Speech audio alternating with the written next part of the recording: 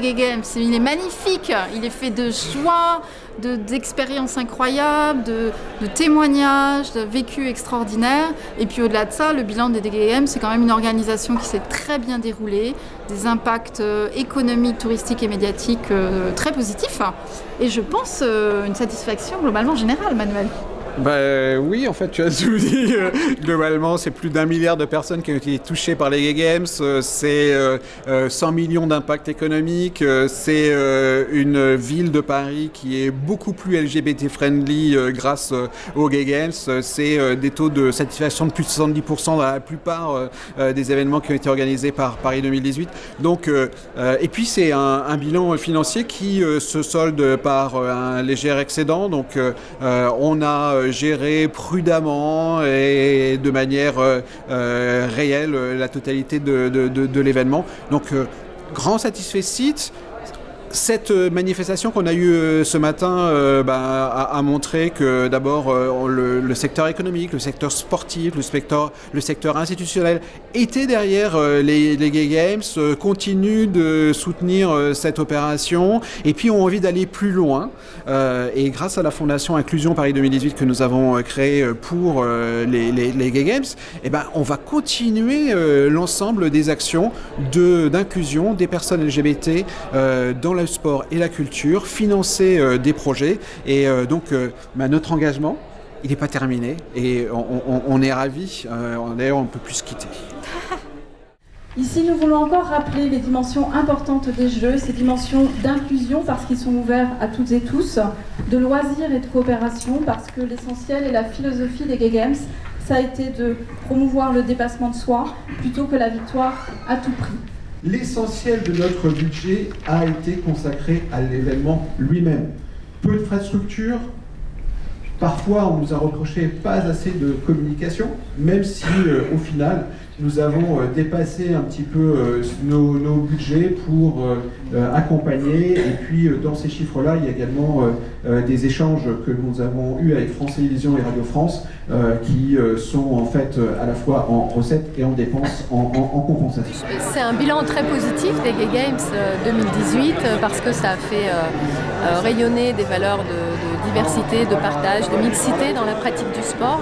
Et puis aussi de tolérance, bien sûr, auprès du grand public. Il y a eu beaucoup de spectateurs, beaucoup de touristes qui étaient de passage à Paris aussi, qui ont pu voir Paris sous cet angle et voir qu'on était un pays et une ville tolérante avec la communauté LGBT.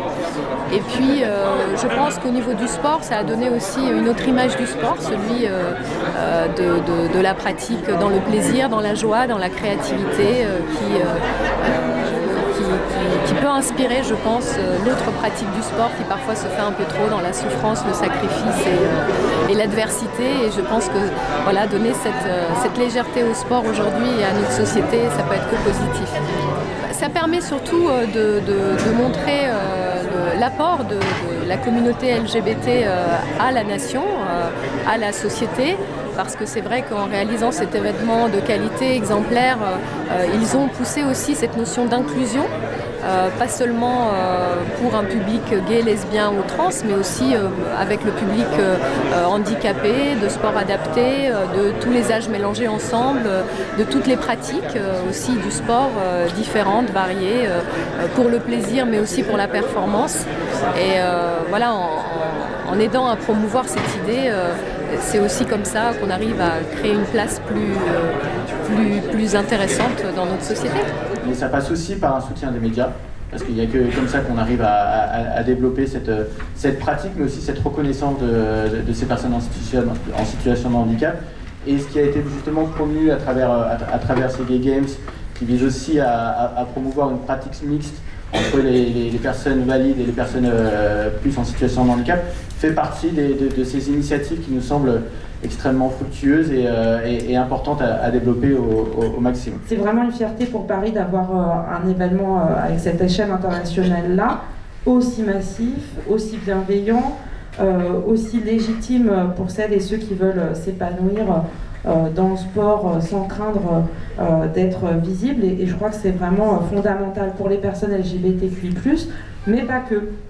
Et c'est ça qui était extrêmement important pour nous. Et vous l'avez dit, il y a eu un accueil de l'ensemble des Parisiennes et des Parisiens qui quand même est extrêmement positif. Et je crois que c'est un message pour nous qu'il faut entendre encore une fois dans cette actualité.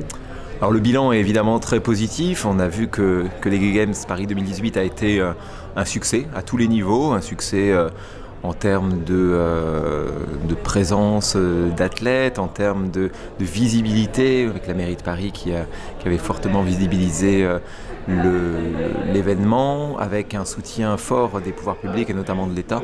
Nous, la DILCRA, on a été fiers de soutenir Paris 2018, de soutenir les Gay Games, de venir aux différents événements. On a vu également une ambiance assez incroyable pendant ces 10 jours d'événements.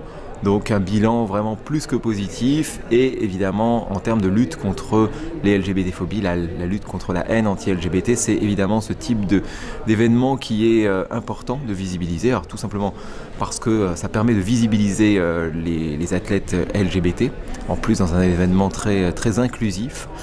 Donc c'est cela qui contribuera à faire évoluer les mentalités, à faire changer le regard sur l'homosexualité, notamment dans le sport, et du coup à combattre la haine anti-LGBT, l'homophobie, la transphobie, malheureusement encore trop souvent présente dans notre société, trop souvent ancrée et installée.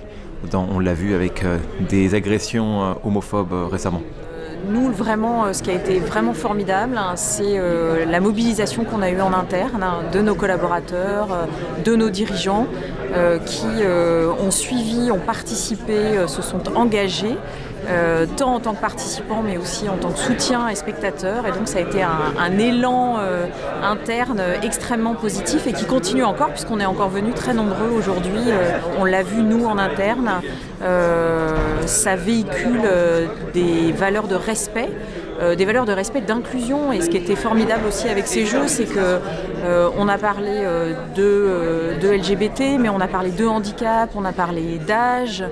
Nous, on a eu 200 participants, on a eu 24 médailles, 9 médailles d'or, et on voit dans les médaillés la diversité des médaillés, qui est une diversité de genre, d'orientation sexuelle, d'âge, de nationalité. Donc c'est ça qui était vraiment formidable avec cet événement. Moi j'ai été très impressionné de voir des épreuves comme la natation synchronisée, mixte, la danse, avec des couples de même sexe, avec des épreuves qu'on ne connaît pas dans des fédérations habituelles. Et moi je crois que c'était vraiment une grande réussite. Alors maintenant la question qui se pose, c'est qu'est-ce qu'on fait après? À la DILCRA, c'est-à-dire la délégation interministérielle, on va évidemment soutenir beaucoup de projets en 2019. On ne va pas du tout laisser retomber le soufflet, même si moi je ne suis pas très bon cuisinier non plus. Il y a d'abord, parce que je permets de citer les événements qui vont venir, la course de la Saint-Valentin, organisée par les Frontrunners, qui est une course qui se déroule au parc des Buttes de Chaumont, un 10 km ou un 5 km en boucle, donc avis aux amateurs, avec le tournoi international de Paris aussi en juin que nous soutiendrons, et puis avec cette perspective de Paris 2024. C'est une interview de Tony Estanguet dans le Figaro, je crois, hier, qui parlait de jeux inclusifs. Je crois que toute l'expérience que vous avez accumulée, que nous avons accumulée collectivement, il faut qu'on puisse la léguer, la transmettre à des événements qui vont avoir encore une autre dimension sur le plan planétaire. On a presque désormais un peu de nostalgie malgré tout, en se disant c'est quand le prochain, mais je crois que c'est à nous désormais. Il y a cette très belle phrase de Paul Valéry qui dit que la tradition n'est pas de refaire ce que nos anciens ont fait, mais de recréer l'esprit dans lequel ils l'ont fait pour en faire de nouvelles. Je crois que c'est le cap qu'on peut se fixer, recréer l'esprit que vous avez créé depuis l'obtention de ces Games, même depuis la phase de candidature, pour que, à la fois sur le tournoi international de Paris, que celui-ci grandisse, mais aussi au quotidien, que nous ayons des associations sportives, LGBT ou pas, qui prennent de l'ampleur, qui prennent la parole, qui accueillent de plus en plus de personnes avec ce même esprit de concorde, de dépassement, de bénévolat, qui je crois est pour moi l'héritage le plus intangible et le plus précieux de ces Gay Games. Bravo en tout cas à vous, et merci, surtout en fait merci de ce que vous avez apporté à Paris. Après, on a proposé 18 recommandations, qui sont l'appel de Paris 2018, pour permettre aux mouvements sportifs, aux collectivités, aux politiques publiques d'intégrer cette dimension parce qu'on sait que le milieu sportif est un milieu où l'homophobie est très présente et donc il faut éduquer, former les encadrants, il faut faire de la prévention, il faut aussi sanctionner toutes ces palettes de dispositifs qui permettent un peu de cerner le problème et de lutter contre cette discrimination et d'autres parce que c'est le même problème sur le sexisme, le racisme ou d'autres discriminations. Oui, en fait, encore aujourd'hui, certains sportifs de haut niveau, et même Lilian Thuram dernièrement a dit qu'il était peut-être dangereux pour un footballeur de s'afficher comme homosexuel. Nous pensons tout à fait le contraire.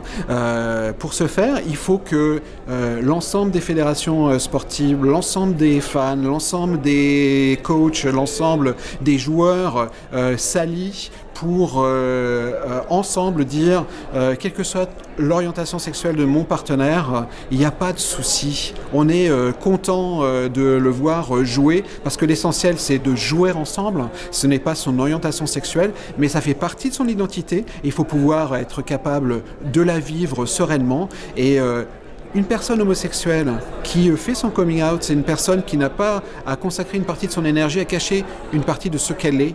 Et c'est quelqu'un qui sera encore plus performant. Alors même si on veut être un petit peu cynique, toutes les fédérations sportives, tous les clubs auraient intérêt à favoriser l'apport de joueurs homosexuels et puis aussi le fait qu'ils le soient ouvertement dans leur club. Et pour terminer, on dira vive les Gay Games et rendez-vous à Hong Kong en 2022. Absolument, ce sera en novembre.